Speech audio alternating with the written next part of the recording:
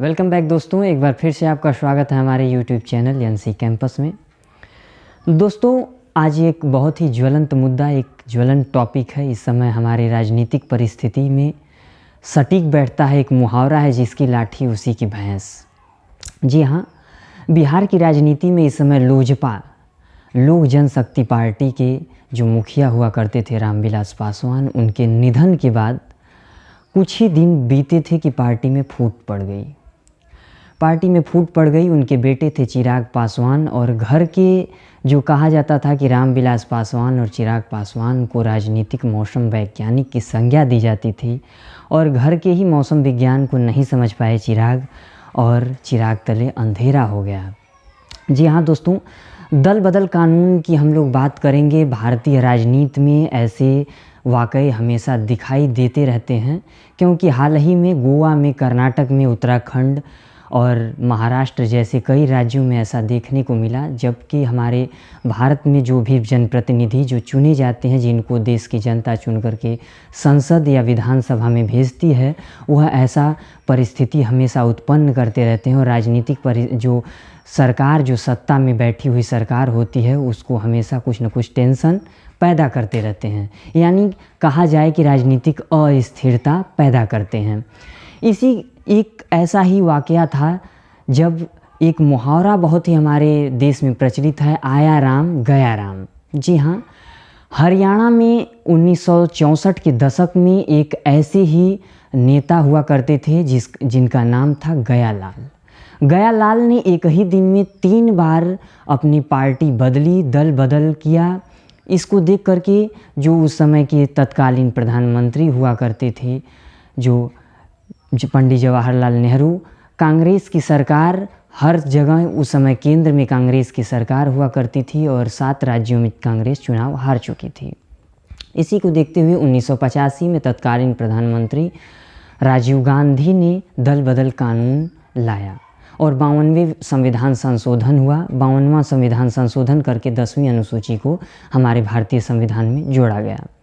101, 102 और ऐसे ही कई अनुच्छेदों को जोड़ा गया, उसमें संशोधन हुए, और संशोधन करके तभी से कहा जाता है कि आए राम गए राम, यानी गयालाल ने राजनीतिक गलियारों में ऐसी हलचल पैदा कर दी कि दल बदल कानून लाना पड़ा। अब इसको हम लोग समझ लेते हैं कि होता क्या है। जब भी हमारे विधानसभा में जो हमारे अगर कोई पार्टी है, उसके अगर जो नेता हैं, विधायक हैं, विधायकों को चुन करके जनता विधानसभा में भेजती है, और 2/3 बहुमत से अगर कोई दल के जो नेता हैं, अगर वो विधायक 2/3 अगर अपना टूट करके अगर किसी अन्य पार्टी में चले जाते हैं, तो एंटी डिफेक्शन लॉ वहाँ लागू नहीं होता है, वह उनको मान्यता दे दी जाती है, दूसरी पार्टी में उनको शामिल कर लिया जाता है। यूँ कहें तो 2/3 अगर सदस्य टूट करके या चाहें तो अपनी अलग पार्टी बना लें, तब भी उनकी सदस्यता नहीं जाती है। अब इस वाक़े को पूरी तरह से हम लोग समझ लेते हैं कि ये पूरी गेंद उस समय लोकसभा के जो अध्यक्ष होते हैं उनके हाथ में होता है, या विधानसभा अगर होता है तो विधानसभा के अध्यक्ष के हाथ में होता है। इसमें कोर्ट की कोई हस्तक्षेप नहीं होती है। हालांकि इसमें सुप्रीम कोर्ट का भी कई बार वर्डिक्ट्स आया है कि सुप्रीम कोर्ट ने भी कहा है कि दल बदल कानून सही नहीं है, जो कि हमेशा राजनीतिक परिस्थिति को हमेशा अस्थिरता पैदा करता रहता है। दोस्तों, इसको समझने के लिए जैसे इस समय लोजपा में घमासान मचा हुआ है, जिसमें उसमें विधानसभा में लोजपा के कोई सदस्य नहीं है, तो यहाँ पर सीधा पार्लियामेंट्री, हर एक पार्टी की एक पार्लियामेंट्री बोर्ड होती है, जिसमें उसके सदस्य होती हैं, उनकी बैठकें होती हैं, और अपने राष्ट्रीय अध्यक्ष को चुनती है। अब यूँ समझ लें कि और कोई विधानसभा सदस्य नहीं होते हुए जो जिला के और जो सदस्य होंगे, छोटे मोटे जो क्षेत्रीय सदस्य होंगे पार्टी के, उन्हीं के द्वारा राष्ट्रीय अध्यक्ष का चुनाव किया जाता है। और सांसद जो केंद्र में लोजपा के 6 सांसद हैं, जिनमें से एक चिराग पासवान को छोड़ दिया जाए तो 5 सांसद उनके चाचा पशुपति पारस के साथ हैं। अब यूँ समझ लें कि उनका 2/3 का आंकड़ा भी बहुत पार करते हुए सारे सांसद उनके चाचा के साथ हैं।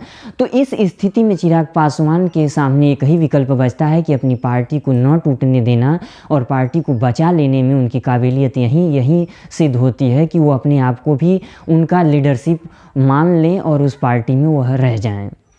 इस तरह से अगर यहाँ लोकसभा का अध्यक्ष जो होगा, अगर वह यहाँ कहीं कोई निर्णय लेता है, अगर वह पार्टी का सिंबल अगर चिराग पासवान के पास भी जाता है, अगर वह 5 सांसद अड़े रह जाते हैं, तो उन सांसदों को एक नई पार्टी या नया कहें तो सिंबल मिल जाएगा।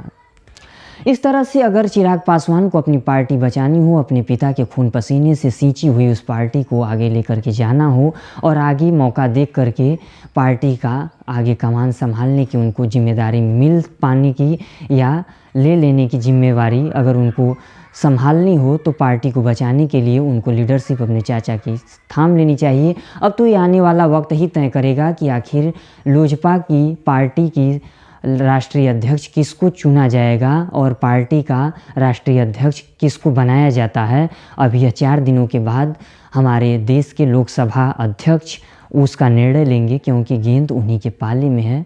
तब तक दोस्तों हमारे चैनल के साथ आप जुड़े रहिए और इसी तरह से हम ज्वलंत मुद्दे और अच्छी नई टॉपिक्स लेकर के आपके सामने आएंगे। अगला हमारा टॉपिक होगा लोकल सेल्फ गवर्नमेंट, यानी स्थानीय लोक प्रशासन, लोक स्वशासन के बारे में हम लोग बात करेंगे। तब तक के लिए हम अलविदा कहते हैं दोस्तों, और हमारे चैनल को आप ज़्यादा से ज़्यादा लाइक करिए, शेयर करिए, सब्सक्राइब करिए। आगे हम फिर नेक्स्ट टॉपिक लेकर के एक नेक्स्ट वीडियो अच्छा एक टॉपिक लेकर के आएंगे। तब तक के लिए धन्यवाद।